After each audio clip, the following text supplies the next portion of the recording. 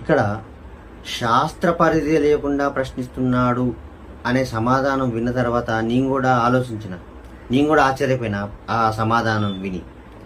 శాస్త్ర పరిధి లేకుండా ప్రశ్నించడం ఏంటి?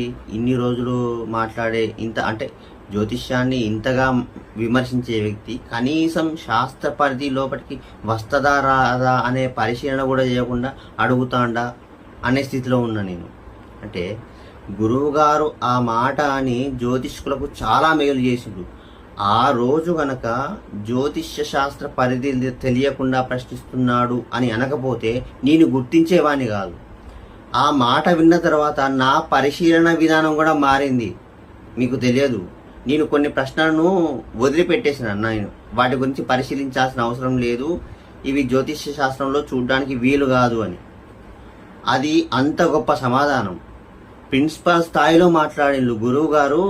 ఒక్క మాటలో 27 ప్రశ్నలను కొట్టిపడేసిండు. దాన్ని తెలుసుకోకుండా ఇంకా మీరు జ్యోతిష్ శాస్త్రం మీద విమర్శలు చేయడం అనేది చాలా హాస్యాస్పదంగా ఉన్నది. మీరు మళ్ళీ పునఃపరిశీలించుకోండి, మళ్ళీ అధ్యయనం చేయండి, మళ్ళీ సరి అయిన ప్రశ్నను అడగడానికి ప్రయత్నం చేయండి.